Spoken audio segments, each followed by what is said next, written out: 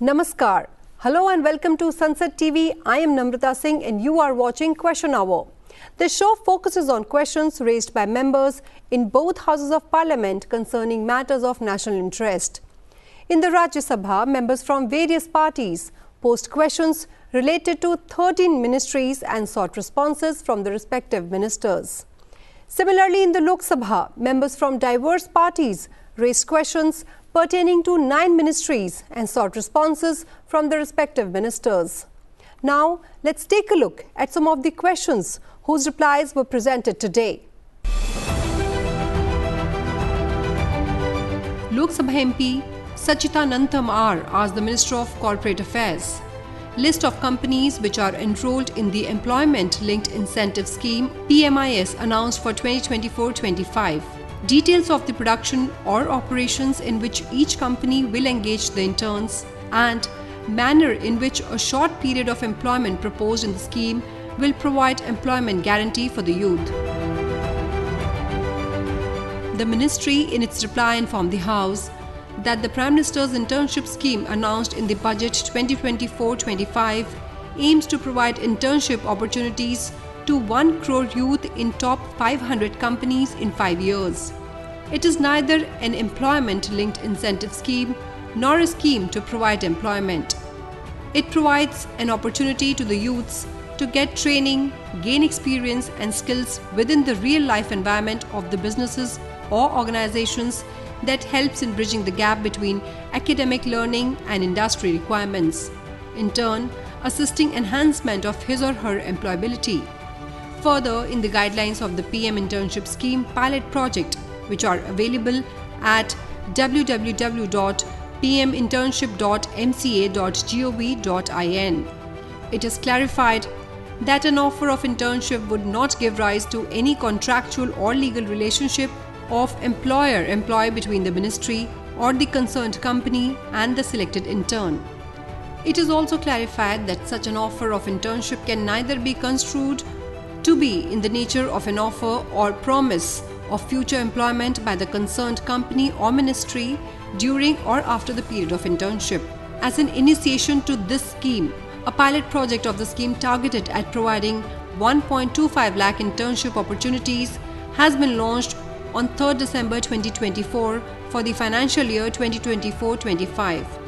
The top 500 companies have been identified by the ministry on the basis of their average CSR expenditure of the last 3 years. Apart from these, any other company or bank or financial institutions desirous of participating in the scheme may do so with the approval of the Ministry of Corporate Affairs, which would take a view keeping in view underrepresented sectors and areas in the above mentioned 500 companies. Participation of companies in the scheme is voluntary. The list of the partner companies is available on pminternship.mca.gov.in.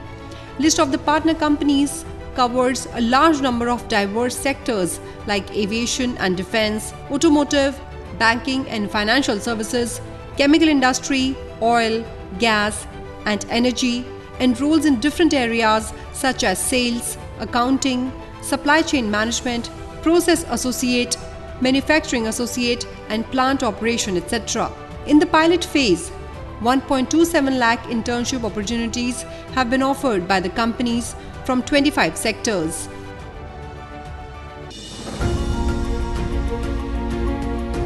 Rajya Sabha MP Geeta alias Chandraprabha asked the Minister of Power whether through the Prakash portal government has planned to establish better coordination of coal supply between the Ministry of Power, Ministry of Coal, Coal India Limited, Railways and Power Services, and if so, details regarding the features of this portal.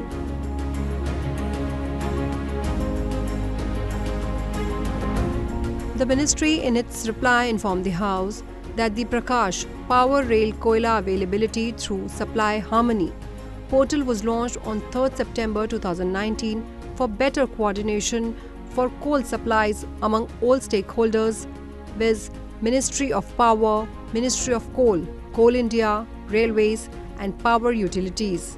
The portal was designed to help in mapping and monitoring entire coal supply chain, that is, from coal stock at supply end mines, coal quantities or rakes plant, coal quantity in transit and coal availability at power generating station by sourcing data from different stakeholders such as Central Electricity Authority, Centre for Railway Information System and coal companies.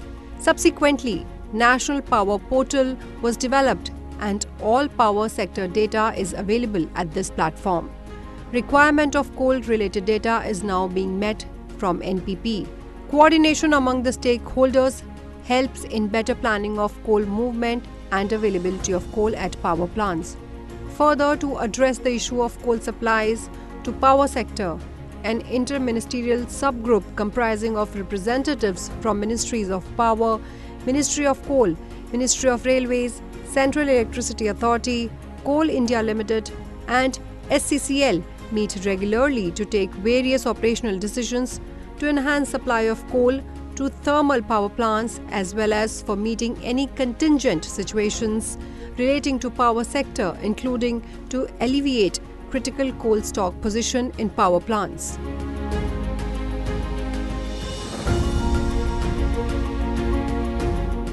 Lok Sabha members Shambhavi, Dr. Shrikant Eknath Shinde, Naresh Ganpat Mehsake and Rajesh Verma asked the Minister of Education the challenges being faced by the government in achieving 100% rural literacy and the steps being taken by the government to address them, especially in Maharashtra and Bihar.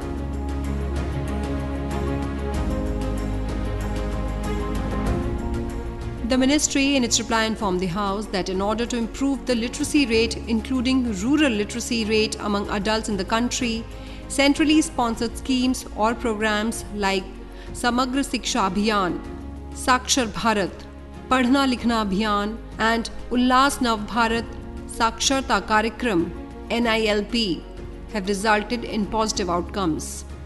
The ministry in its reply further informed the House that a Nav Bharat Saksharta Karyakram has been approved. Furthermore, a centrally sponsored scheme understanding of lifelong learning of all in society or popularly known as Ullas will be implemented from 1st April 2022 up to 2027.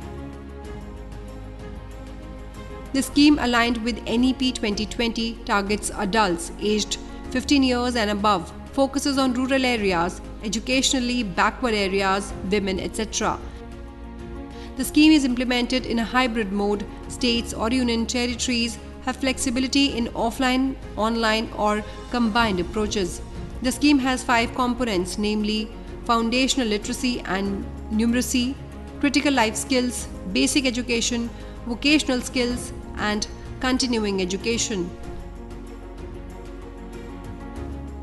A dedicated Ullas mobile app has been developed for registering learners and volunteer teachers and also enables teaching learning process by providing access to primers in 26 languages.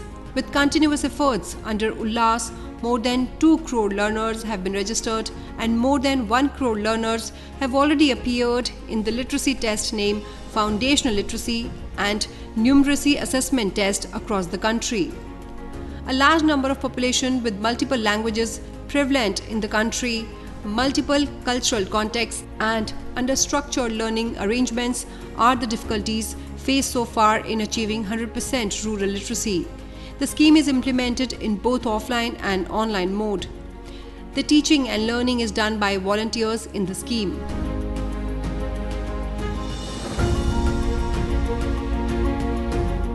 Lok Sabha MP Dr. D. Ravi Kumar asked the Minister of Finance whether government has launched any specific initiatives or awareness programs to educate people in rural areas about the risks of QR code fraud and whether the government is considering any measures to further safeguard digital payments and prevent QR code frauds in rural and urban areas. The ministry in its reply informed the House that with increasing digital payment transactions in the country, frequent incidences of digital financial frauds including QR codes frauds have been reported in the last few years. In order to prevent payment-related QR-based frauds, various initiatives have been undertaken. These include device binding between customer mobile number and the device, two-factor authentication through PIN, daily transaction limit, limits and curbs on use cases to name a few. RBI and banks have also been taking up awareness campaigns through short SMS, radio campaign, publicity on prevention of cybercrime, etc. A total of 317 electronic banking awareness and training programs were conducted by regional offices of RBI across the country during 2023. In March 2023, a multimedia campaign was launched for promoting digital payments with theme of Digital Payment Apnao, Auron ko bhi sikhao as part of Digital Payments Awareness Week. The House was further informed that NPCI has implemented awareness campaigns stating QR code is scanned only to make payments and not to receive communicated through various mediums like TV, digital, radio and print media. Further, an offline training program was conducted in 48 villages of 6 states: West Bengal, Odisha, Bihar, Punjab, Haryana and Assam. In order to facilitate the citizens to report any cyber incidents, including financial frauds, a national cybercrime reporting portal, www.cybercrime.gov.in, as well as National Cybercrime Helpline number 1930 has been launched.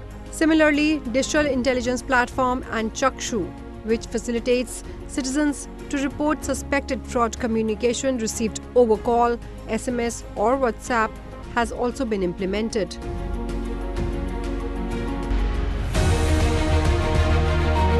Rajya Sabha members Dr. Medha Vishram Kulkarni and Dr. Anil Sukhdev Rao asked the Minister of Minority Affairs the features of the newly launched Jiyo Parsi scheme portal for Parsi couples seeking financial assistance and the types of financial assistance offered under the Jiyo Parsi scheme for medical treatment and childcare. The ministry in its reply informed the House that the Jiyo Parsi scheme portal for Parsi couples seeking financial assistance under medical component provides convenience, accessibility and access for beneficiaries to apply for benefits and track their applications. The portal enables swift decision-making processes. The population of Parsis, a notified minority community under the National Commission of Minorities Act 1992, has declined from 1,14,000 in 1941 to over 57,000 in 2011 as per census data. In order to arrest the decline in population and reverse the trend, the Government of India, through the Ministry of Minority Affairs, formulated the Jiyo Parsi scheme in September 2013. The scheme has 3 components: to provide financial assistance for medical treatment under standard medical protocol, to provide financial assistance to Parsi couples towards childcare and assistance for dependent elderly family members, and to create awareness among the younger generation of marriageable age and young couples to make efforts to contain the population decline of the community and to seek early diagnosis and treatment where necessary. The assistance under the scheme is released to the beneficiaries through direct benefit transfer mode after biometric authentication and other verifications by the respective state governments.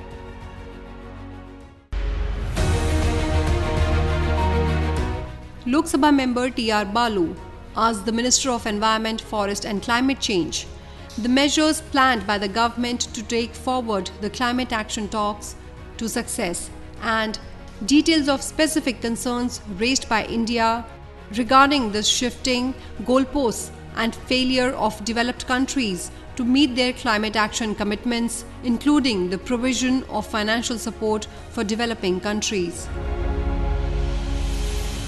The ministry in its reply informed the House that the 29th session of Conference of the Parties COP29 to the United Nations Framework Convention on Climate Change was held in Baku in 2024, where parties have adopted a decision on the Sharm el-Sheikh Mitigation Ambition and Implementation Work Programme.